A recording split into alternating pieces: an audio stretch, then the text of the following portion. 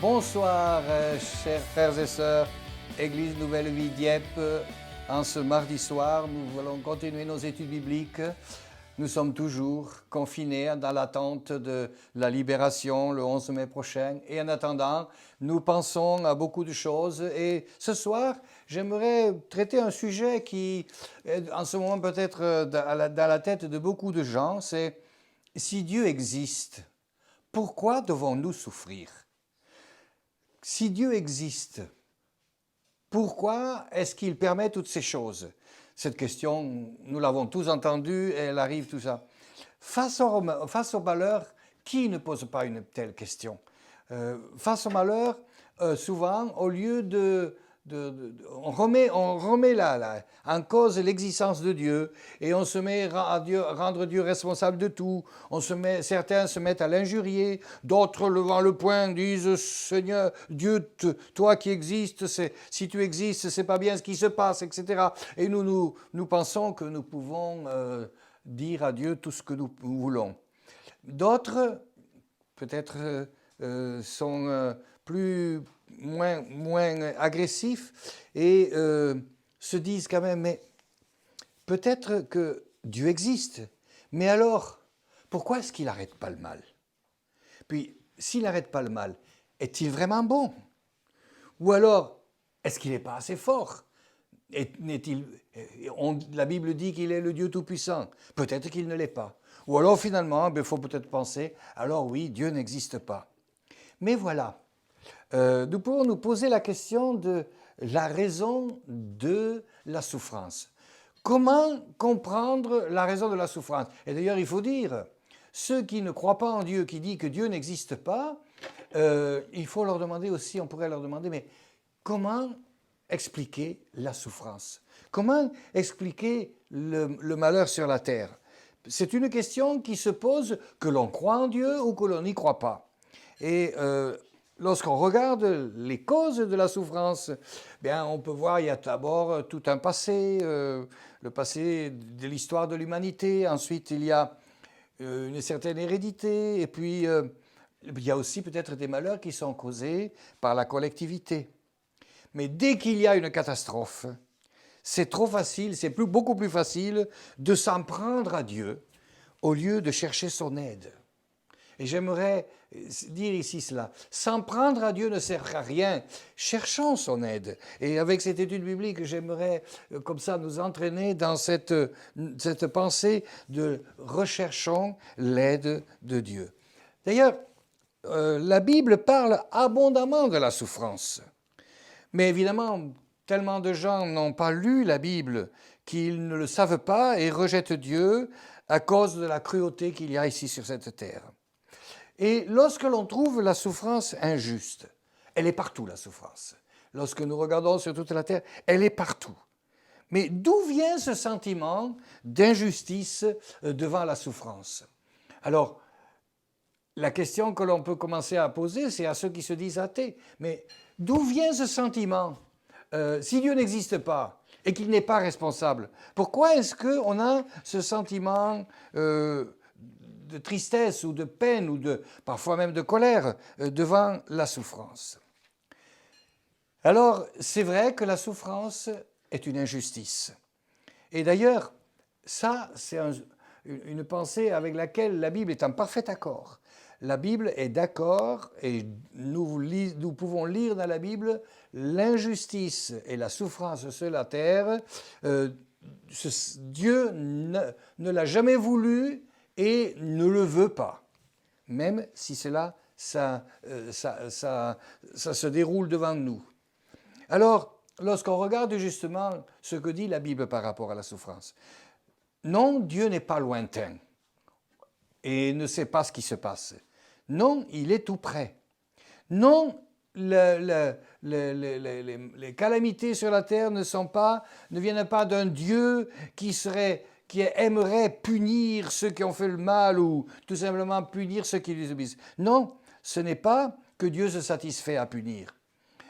Le Dieu de la Bible est un Dieu d'amour. Et le Dieu de la Bible veut justement, dans la souffrance, révéler son amour. Mais voilà, l'explication que nous donne la Bible commence déjà par le début. Au début, l'humanité, le premier homme et la première femme, Adam et Ève, se sont détournés de Dieu. On a rejeté ses commandements. On ne veut pas écouter ce que Dieu dit. Et pourtant, si on écoutait les commandements, eh bien, il y aurait beaucoup de souffrances à éviter. Prenons un exemple. Il existe un petit commandement qui n'a que 4 mots. Tu ne tueras pas. Imaginons-nous si on se mettait à obéir à un de ces petits des 10 commandements. Il n'y aurait plus de meurtre sur la terre. Il n'y aurait plus de massacre. Il n'y aurait plus de vengeance. Un petit mot, un petit commandement de 4 mots, et pourrait résoudre d'énormes problèmes que l'on trouve sur toute la terre aujourd'hui, toute cette souffrance par « tu ne tueras pas ». Il n'y aurait plus de guerre, il n'y aurait plus de massacre, il n'y aurait plus toutes ces choses. Et en plus, l'obéissance à ce petit mot ne coûterait pas d'argent. On n'a pas besoin d'argent. On n'aurait pas besoin de faire des grandes études. Il n'y aurait pas besoin de réunions internationales compliquées entre les différents responsables de la diplomatie mondiale. Un simple petit acte d'obéissance pourrait éradiquer des millions de drames. Si l'homme acceptait de se laisser conduire par Dieu, toutes les souffrances, maladies et tremblements de terre disparaîtraient. Ça, c'est ce que nous dit la parole de Dieu. Mais maintenant, qui est vraiment Dieu? Est-ce que Dieu aime vraiment les hommes et les femmes de la terre? Oui. Dieu a donné à l'être humain une vraie liberté. Il a donné aussi une vraie recommandation. Tu ne mangeras pas de l'arbre de la connaissance du bien et du mal, avait-il dit à Adam, sinon le jour où tu en mangeras, tu mourras. Dieu avait recommandé, avait averti le premier homme et la première femme de ne pas désobéir, car ils allaient ouvrir les vannes de cette détresse que nous constatons sur la terre. Alors, accuser Dieu de ne pas intervenir, c'est presque ridicule. Aujourd'hui, tous ces gens qui disent « oui, mais Dieu, tu devrais intervenir, tu devrais arrêter », c'est un peu comme quelqu'un qui a acheté un bon fusil de chasse et qui dit à Dieu « voilà, maintenant, je vais utiliser mon fusil, mais si tu ne fais pas un miracle pour empêcher la balle de tuer quelqu'un, tu seras responsable. » C'est un peu ce que nous faisons. Ici, en ce moment ici, lorsque nous sommes confrontés à la détresse. Alors que lorsque nous voulons rendre Dieu responsable, nous devons nous poser la question, mais qui décide des guerres? Qui est méchant? Qui est égoïste et traite mal les membres de sa famille? Qui affame les populations entières? Qui fait tout cela? Ce n'est pas Dieu. Et comme je vous le disais, Dieu ne voudrait pas qu'on le fasse, mais il a donné une vraie liberté. Et là, lorsque nous regardons cela, eh bien, nous devons comprendre qu'il existe des lois naturelles, mais il existe aussi des lois spirituelles.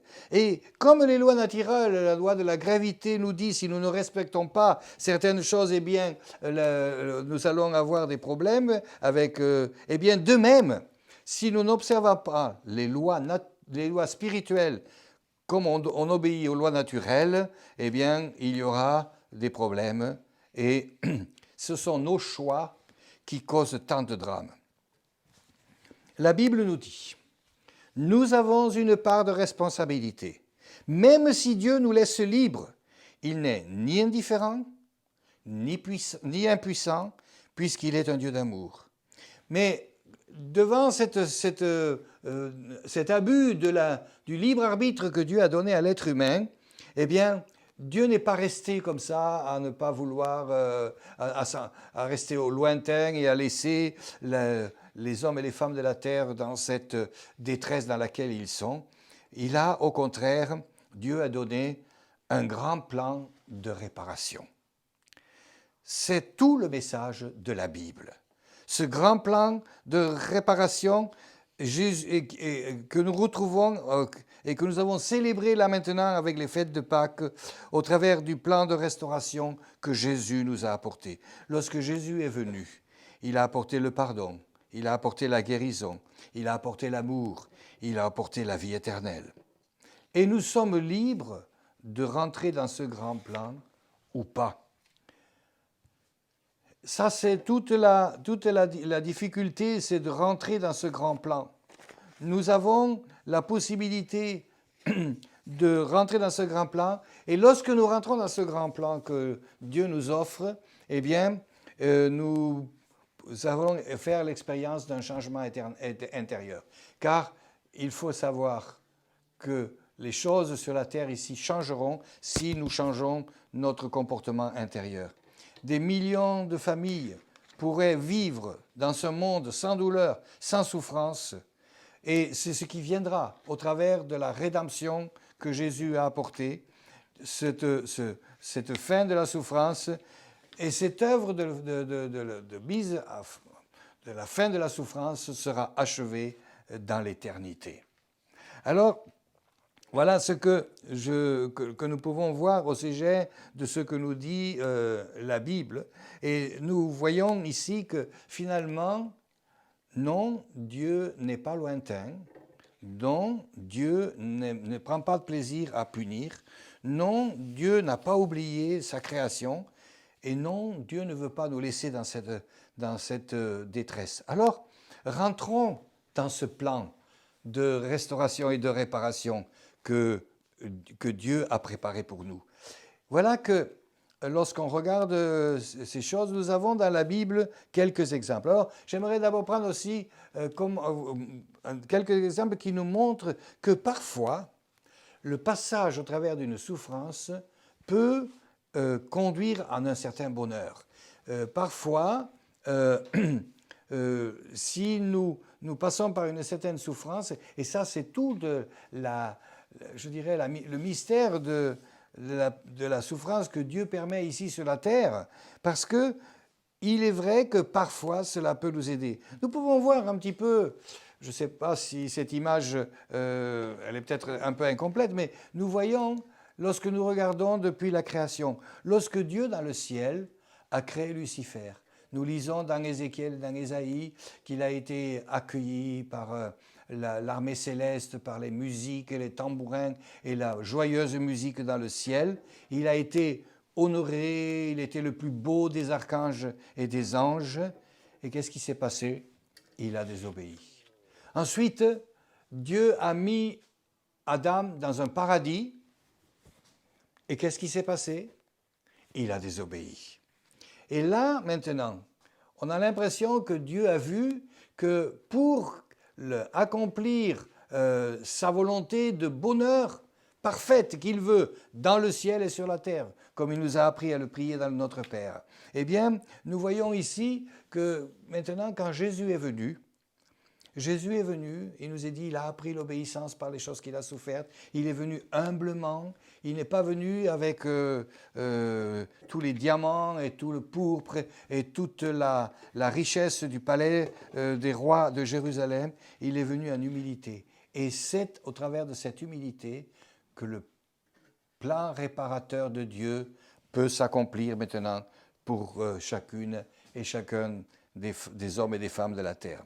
Alors, lorsque nous regardons cela, nous voyons que la souffrance, même si elle est difficile pendant qu'on y passe, même si elle nous fait passer par un moment un peu difficile, ce n'est pas le dernier mot de Dieu. Et là, j'aimerais dire déjà, historiquement, j'aimerais citer un exemple. Nous avons un exemple, par exemple, nous avons tous connu Mandela, qui était un homme qui a beaucoup souffert en Afrique du Sud quand il y avait la persécution contre les Noirs, la discrimination. Il a souffert, il a été en prison, il a persévéré et finalement, il a restauré. Et nous savons que la situation, la discrimination a cessé là-bas dans ce pays que les Blancs faisaient envers les Noirs. Mais j'aimerais revenir à une autre histoire. que nous lisons dans le livre de la Genèse, où nous voyons, où il y a un passage justement qui nous montre que le malheur peut se terminer en bonheur pour quelqu'un. Alors, nous avons là l'histoire de Joseph. Joseph, qui était le plus jeune des enfants de la famille, a eu une vision, Dieu lui a parlé, et puis peut-être qu'il a un peu été fier ou je ne sais quoi. Enfin, on voit que d'ailleurs, en tout cas, même son père n'était pas content de la manière dont il disait les choses. Et nous voyons qu'ensuite, Joseph, il a été vendu. Il a été vendu par ses frères. Quand il les a suppliés, qu'il leur a dit « ayez pitié », aucune pitié. Ils l'ont vendu. Ensuite, il est allé en Égypte. Et là, ensuite, il a d'abord été dans la maison de Pharaon, où il avait de Potiphar, où il avait une belle fonction.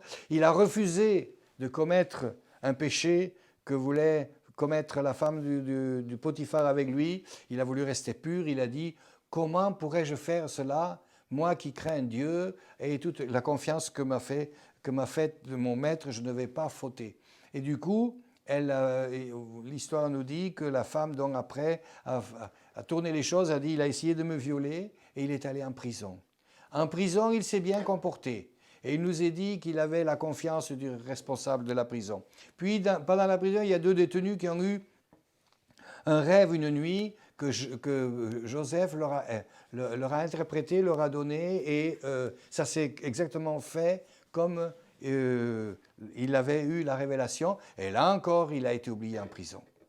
Et puis finalement, je réduis l'histoire, eh bien finalement, il a atterri à être le premier ministre de Pharaon en Égypte.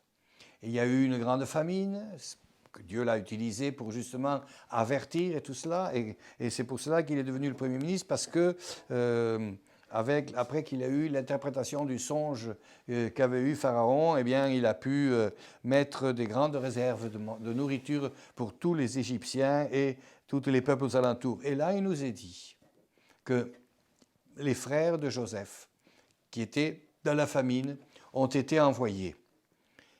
Et il nous est dit que finalement, il s'est fait reconnaître à eux. La famille a pu quitter le pays de la famine pour venir là où il y avait l'abondance.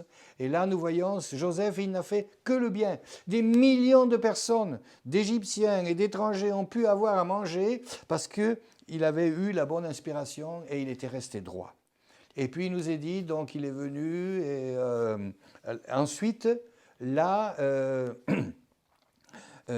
quand le papa est décédé, ils ont fait l'enterrement, et là, il nous est dit, les frères ont eu peur. Et je voudrais vous lire ces derniers versets du chapitre 50 du livre de la Genèse.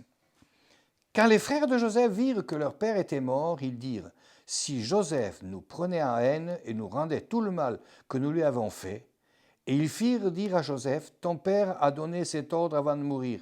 Vous parlerez ainsi à Joseph, « Oh, pardonne le crime de tes frères et leur péché, car ils t'ont fait du mal. Pardonne maintenant le péché des serviteurs du Dieu de ton père. » Joseph pleura en entendant ces paroles. Ses frères vinrent eux-mêmes se prosterner devant lui, et ils lui dirent, « Nous sommes tes serviteurs. » Joseph leur dit, « Soyez sans crainte, car suis-je à la place de Dieu? Vous aviez médité de me faire du mal, Dieu l'a changé en bien pour accomplir ce qui arrive aujourd'hui, pour sauver la vie à un peuple nombreux. Soyez donc sans crainte, je vous entretiendrai, vous et vos enfants. » Et il les consola en parlant de leur cœur. Et ici, nous avons cet exemple, quand il y a la bénédiction de Dieu, un grand malheur. Eh bien, Joseph dit lui-même, c'est vrai que ce n'est pas bien ce qui s'est passé, mais Dieu a changé le mal en bien. Et j'aimerais ici nous dire, nous les croyants, nous avons aussi cette espérance que Dieu peut changer le mal en bien. Ensuite, nous avons aussi, Jésus nous a raconté une histoire du bon samaritain dans l'évangile de Luc au chapitre 10. Un homme victime des brigands. Et finalement, cet homme victime d'événements est à moitié mort sur le bord de la route. Et il nous est dit, et pendant qu'il y a plusieurs personnes qui sont passées, et est arrivé à un moment donné un bon samaritain qui lui a fait du bien à cet homme qui était mal. Et ainsi, j'aimerais nous donner cette image pour considérer ce que nous vivons. C'est vrai que la souffrance fait mal, c'est vrai, nous l'avons vu, que Dieu ne veut pas cette souffrance, et c'est vrai aussi qu'on on entend toujours, voilà, mais tout ce qui se passe, c'est tout cela, et en fait, ce que nous dit ici le passage du bon samaritain, c'est que si quelqu'un souffre, ce n'est pas dire pourquoi Dieu, ce n'est pas dire si Dieu existe, dire si Dieu, tu pourrais changer les choses. Mais ici, Jésus veut nous dire, quand vous avez quelqu'un qui est en détresse, n'en voulez pas à Dieu, n'en voulez pas à qui que ce soit, aidez-le. Et j'aimerais que nous regardions ce slogan au travers de ces milliers de fois où il est dit si Dieu existe, pourquoi Dieu permet-il? Eh bien, la réponse c'est aidons là où il y a de la détresse. Parce que finalement, c'est ça que Dieu a donné comme mission à son Église, c'est d'aider ceux qui sont dans la détresse. Alors, j'aimerais que nous nous souvenions de cela. Dieu n'a pas voulu cette détresse. Elle est le fruit du libre arbitre et du mauvais comportement. En effet, qui décide des guerres aujourd'hui? Qui organise la famine sur la terre, ou l'organise indirectement? Et d'ailleurs, si aujourd'hui, là maintenant, en avril 2020, si les budgets pour acheter des armes de tous les pays du monde étaient utilisés pour nourrir ceux qui ont faim, eh bien on aurait trop d'argent pour abolir la famine sur la terre. Ça, c'est un rapport de l'ONU qui est passé il y a quelques années, et cela nous montre que Dieu il nous a donné la possibilité d'être les réparateurs. Et il a prévu un plan. Et donc, nous devons penser, maintenant, que nous sommes en face de la souffrance. Disons à ceux qui sont autour de nous, j'espère que nous, les croyants, nous sommes bien au clair à ce sujet. Nous savons que notre Dieu est amour. Nous savons qu'il nous prépare une place. Et nous savons aussi que le jour où ça sera décidé par lui, il nous rappellera pour nous mettre dans un bonheur éternel. Et ça, c'est ce que j'aimerais que nous puissions dire à tous ceux qui ont des doutes, parce qu'on comprend, quand on souffre, c'est difficile. C'est difficile, c'est facile de parler de la souffrance des autres. Nous le voyons nous-mêmes, Église du XXIe siècle. Lorsque nous parlions des signes des temps, lorsque nous parlions de ce qui peut arriver comme malheur, nous ne savions pas que nous serions directement menacés par ces plaies. Mais nous sommes aussi directement protégés. Et d'ailleurs, avec le temps, je commence à voir des témoignages de gens qui ont été guéris, qui ont été épargnés par le virus. Donc nous allons aussi maintenant, au travers de cette grande calamité qui est venue sur nous, qui nous a effrayés, qui a peut-être même mis des doutes dans la pensée de quelques-uns d'entre nous, nous allons voir qu'au travers de cela, Dieu peut déjà aussi sortir. Et n'oublions pas la finale. C'est qu'un monde où il n'y aura plus ni pleurs, ni larmes, ni souffrance, ni deuil, ni maladie, nous est préparé. Et ça, c'est ce que Dieu fera pour la fin des temps. Et donc, maintenant, j'aimerais nous dire, nous allons terminer maintenant, j'aimerais nous dire, oui, c'est un temps difficile. Oui, la souffrance fait mal. Mais non, Dieu n'est pas satisfait de punir. Non, Dieu n'est pas lointain. Non, Dieu n'est pas impuissant. Non, Dieu ne nous a pas oubliés. Non, Dieu ne veut pas cela. Mais il veut avec nous aller venir avec nous et nous conduire vers le chemin de la restauration. Jésus a commencé l'œuvre, elle s'achèvera bientôt. Alors, chers frères et sœurs, soyons maintenant dans cette attitude où nous n'allons pas accuser Dieu, mais au contraire, faisons ce que doit faire celui qui connaît Dieu dans le détresse. Ne pas dire « qu'est-ce que j'ai fait au bon Dieu ?» mais dire « Seigneur, je te confie ma vie. Seigneur, je viens à toi. » Confions-nous au Seigneur. Et n'oublions pas, si nous nous confions au Seigneur, si nous faisons les choses comme Dieu nous le demande, alors il n'y aura plus de guerre, il n'y aura plus de meurtre, il n'y aura plus de viol, il n'y aura plus de méchanceté, il n'y aura plus de malédiction. Et dans les familles, Dieu veut restaurer. J'aimerais dire ce soir, nous devons prier avec notre Église pour cela, que Dieu bénisse toutes les familles qui souffrent en ce moment. Nous verrons plus tard, et j'espère que nous pourrons faire un peu de prière aussi pendant l'étude biblique. Vous allez recevoir, chers frères de l'Église, une information prochainement. Voilà, j'aimerais terminer maintenant avec la prière. Seigneur, non, nous savons que tu n'es pas un Dieu qui a oublié. Non, nous savons que tu n'es pas un Dieu qui est insensible. Nous savons que tu as tant aimé le monde. Tu nous as tant aimés que tu as donné ton Fils, afin que nous soyons délivrés et que nous puissions rentrer dans ce plan de rédemption et de réparation que tu as préparé et que tu es en train de faire.